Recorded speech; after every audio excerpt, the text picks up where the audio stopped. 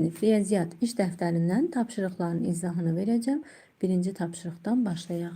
Hər pul qabında nə qədər pul var? Məbləği manat və qəpiklə yaz. Baxırıq birinci pul qabına. 50, 100, 110, 115, 116. 1 manatımız 100 qəpikdir. 100 qəpiyi 1 manat götürürük. 100 qəpiyimiz 1 manat. Yerdə qalır 16 qəpik. Hesablayaq. 50 üzərinə 20, 70, 90, 100, 110, 120, 123. 100 qəpiyi 1 manat götürürük. Yerdə qalır 23 qəpik. 50, 150, 100, 150, 160, 165. 100 qəpiyimiz 1 manat. Yerdə qalır 65 qəpik. Baxaq. 50, 100, 150, 200, 220, 240, 200, səhv eləmirəmsə bu 1 qəpikdir. 241 qəpik edəcək 2 manat 41 qəpik. 1 manatımız var. 1 manat 50 qəpik, 70 qəpik, 1 manat 90 qəpik. 5 manat, 1 manat bu. 6 manat, 6 manat 50 qəpik, 20 qəpik, 20 qəpik, 90 qəpik edəcək. 6 manat 90 qəpik, üzərinə də 20 qəpik gələndə edir 7 manat 10 qəpik. Davam edək. Ümumi məbləği tap, manat və qəpiklə ifadə et. Baxaq. 1 dənə 50 qəpik, 3 dənə 20 qəpiklik. 3 dənə 20 qəpik, 20, 20, 20, 60 qəpik. Üzərinə də 50 qəpik gələndə edir 110 qəpik. Üzərinə də 2 dənə 10 qəpik gələndə, 2 dənə 10 qəpiyimiz 20 qəpikdir. 110 üzərinə 20 gələndə 130 edir. 1 manat 30 qəpik. 4 dənə 50 qəpiklik, 4 dənə 50-nin 200 edəcək 2 manat. Yəni qəpik kimi hesablayaq, sonda manata çevirərik. 200 qəpik. 4'ü 20'ye vursaq, 4 dənə 20'nin 80. Üzərinə də gəlsə 280 qəpik. Bu neçə qəpikdir? Bu isə 5 qəpik. 4 dənə 5'in 20'dir. Baxın, 200 qəpik, üzərinə 80 gəldi. 280 üzərinə də 20 gələndə edir 300. Bu edəcək elə 3 manat. Bir də baxaq.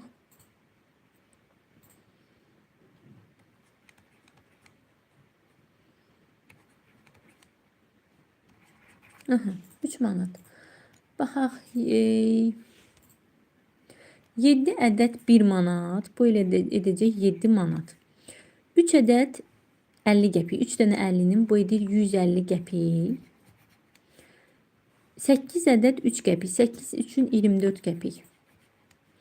150'nin üzərinə 24 gəlsək edir 174 qəpik. 174 qəpiyin 100 qəpiyini 1 manat götürək. Gələk bu 7 manatın üzərinə edir 8 manat 74 qəpik.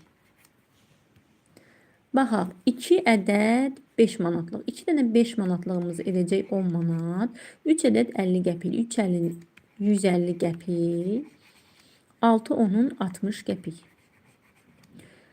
10 manat 150 qəpik, bu da 60 qəpik. Edir 210 qəpik. 210 qəpiyimiz 2 manat 10 qəpikdir. 10 manat da burada var. Cəm edir 12 manat 10 qəpik.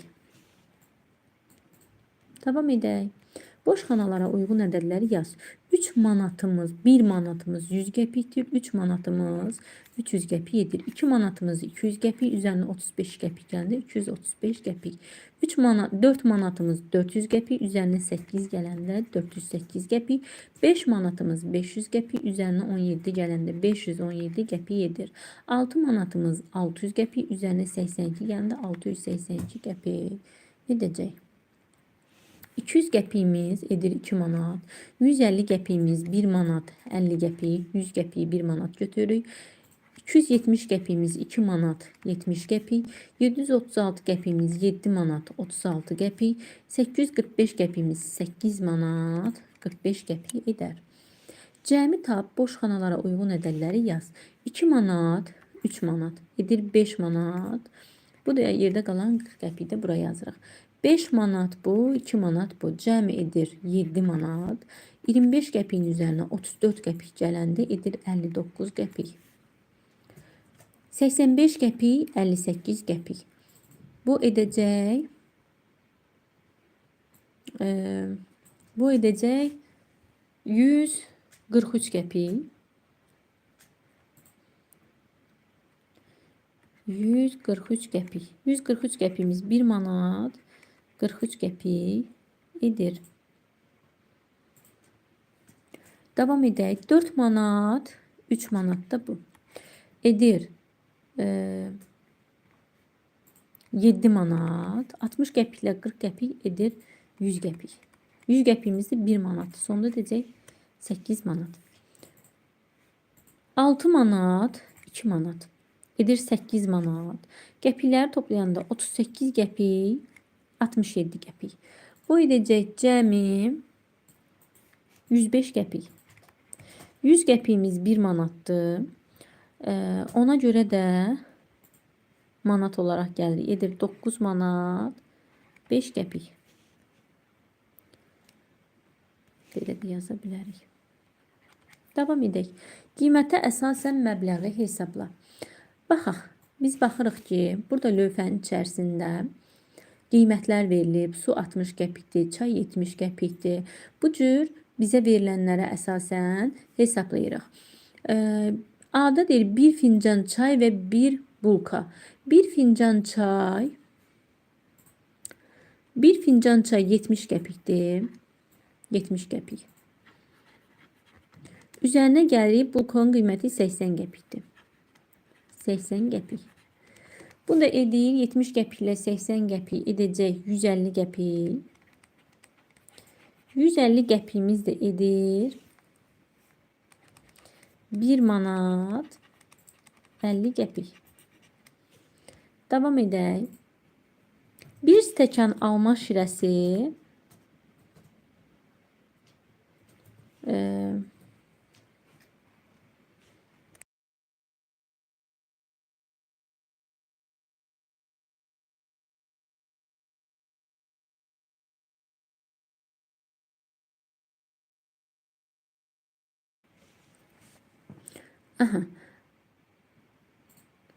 B bəndi ilə davam edirik. 1 stəkan alma şirəsi, 1 manat 40 qəpikdir. Bura yazırıq. 1 manat 40 qəpik. Üzərinə gəlirik. Bir buterbrod. Bura yazıb 2 manat 70 qəpik. 2 manat 70 qəpik. Görək yer çatacaqmı?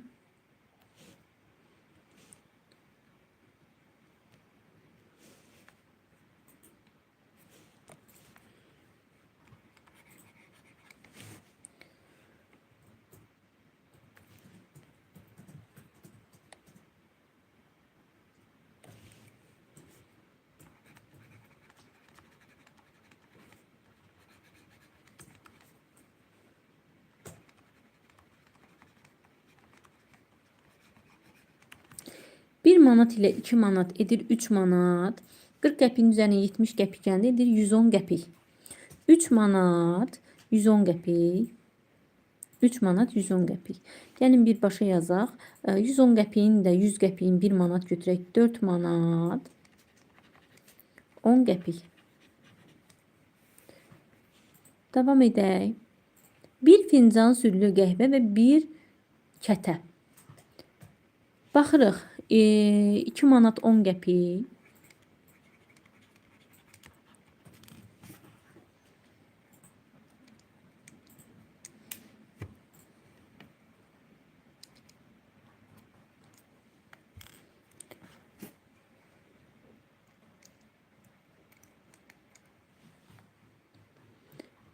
İki manat 10 qəpik. Üzərinə gəlirik. Kətənin qiymətin 1 manat 50 qəpik. 2 manatın üzərinə 1 manat gəlsə edir 3 manat. 10 qəpiyin üzərinə 50 qəpik gəlsə edir 60 qəpik.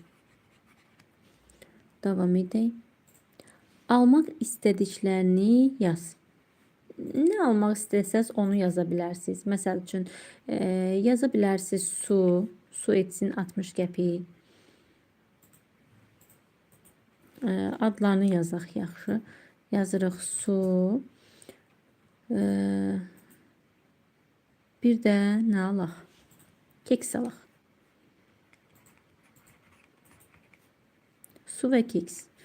Su 60 qəpikdir. 60 qəpik.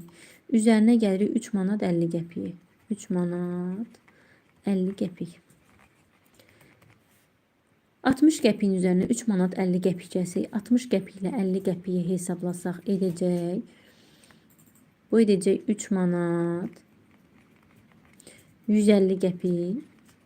150 qəpiyi də manata çevirsək, 100 qəpiyimiz 1 manat edəcək 4 manat 50 qəpik.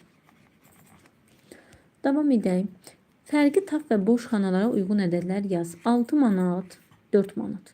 6 manatdan 4 manat çıxsaq qalır 2 manat. 90 qəpikdən 40 qəpik çıxsaq qalır 50 qəpik. 7 manatdan 5 manat çıxsaq qalır 2 manat. 76 qəpikdən 22 qəpik çıxsaq qalır 54 qəpik. 9 manatdan 2 manat çıxsaq qalacaq burada. Bunu hesablama qaydasını gəlin belə yazaq, rahat olsun. Baxın, 20 qəpikdən 50 qəpik çıxa bilməyəsiniz. Ona görə də 9 manatın 1 manatını qəpiyə çeviririk. Yazırıq 8 manat 120 qəpik. 20 qəpiyimiz var. Olsun 120 qəpik. Çıxaq 2 manat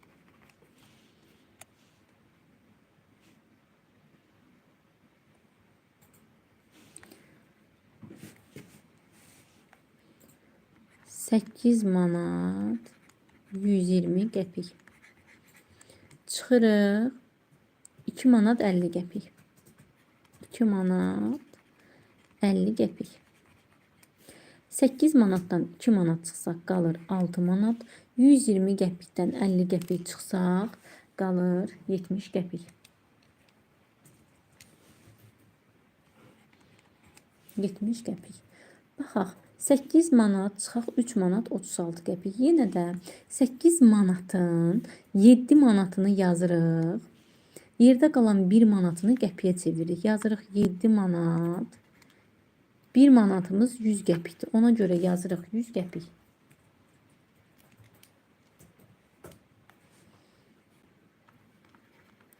%100 qəpik. Çıxırıq 3 manat 36 qəpiyi.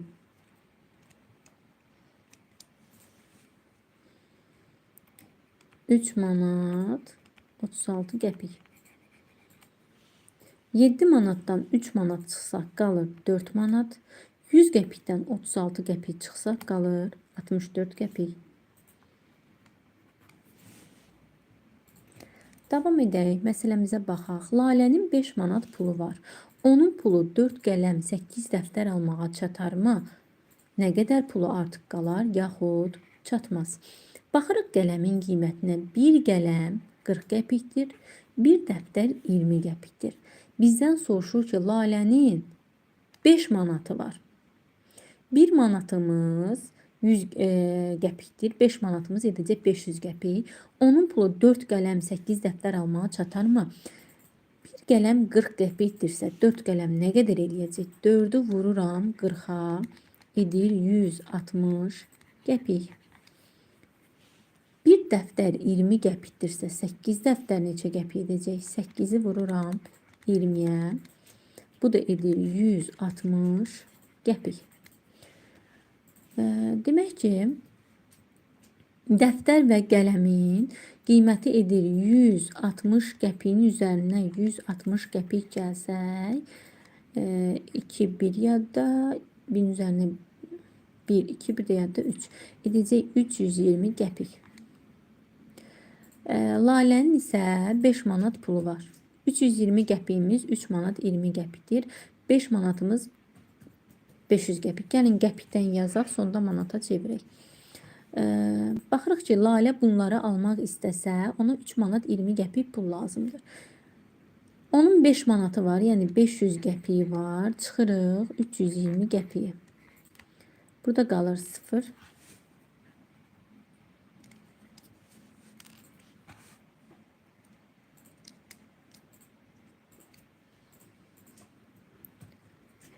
0. 10'dan 2 çıxsaq qalır 8. 4'dən 3 çıxsaq qalır 1. 180 qəpik. Bizdən soruşur ki, nə qədər pulu artıq qalar, yaxud çatmaz. 180 qəpiyə artıq qalar. 180 qəpik də 1 manat 80 qəpik edir. 1 manat 80 qəpiyə artıq qalar.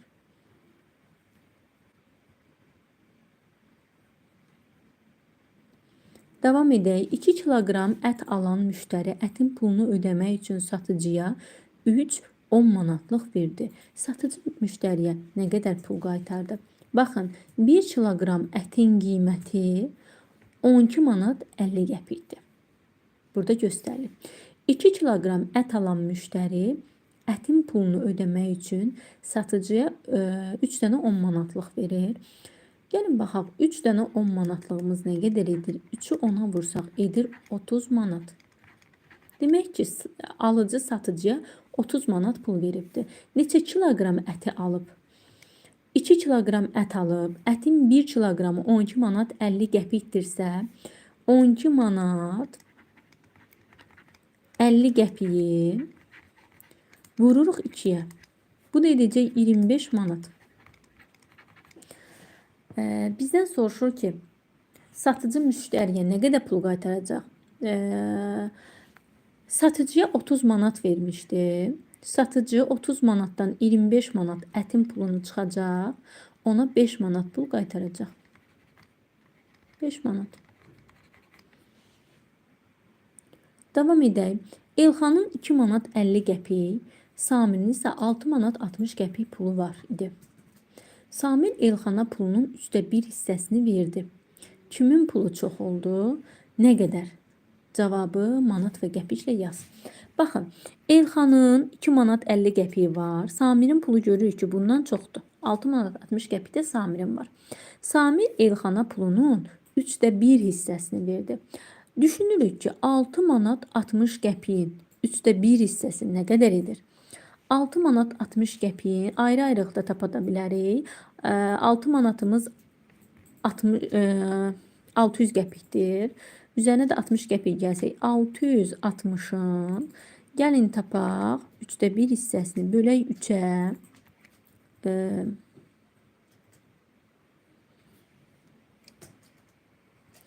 Bölsək 3'ə edəcək 220. 220'ni də vursaq 1'ə elə edir 220 qəpik. Yəni 6 manat 60 qəpiyin 1/3 hissəsi 2 manat 20 qəpik edir. Samir Elxana pulunun 1/3 hissəsini, yəni 2 manat 20 qəpiyini vermişdi. Elxanın əvvəlcə nə qədər pulu var idi? 2 manat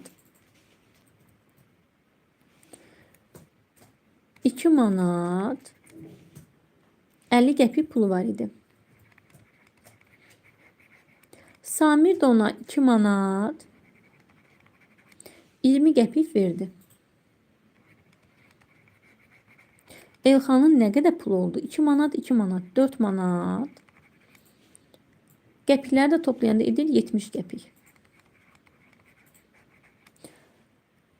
Elxanın 4 manat 70 qəpik pulu oldu. Bəs Samirin nə qədər pulu oldu? Samirin 6 manat 60 qəpiyi var idi. 2 manat 20 qəpik Elxana verdi. 6 manat 60 qəpikdən çıxırıq Elxana verdiyi 2 manat 20 qəpiyi. Baxırıq ki, Samirin manatdan manatı çıxsaq 4 manat, 60 qəpikdən 20 qəpik çıxsaq 40 qəpik. 4 manat 40 qəpik pulu qaldı. Bizdən soruşur ki, kimin pulu daha çox oldu? Baxın, Elxanın var 4 manat 70 qəpik. Samirin var 4 manat 40 qəpik. Kimin pulu çox oldu? Elxanın. Nə qədər çox oldu? Nə qədər çox olduğunu tapmaq üçün də 4 manat 70 qəpikdən çıxırıq Samirin pulunu 4 manat 40 qəpiyi. Nə qədər qalacaq? Qalacaq 30 qəpik. 4 manatdan 4 manat çıxırıq. 0 manat. 70 qəpikdən 40 qəpik çıxanda qalır 30 qəpik. Kimin pulu daha çox oldu? Elxanın. Nə qədər çox oldu? 30 qəpik çox oldu.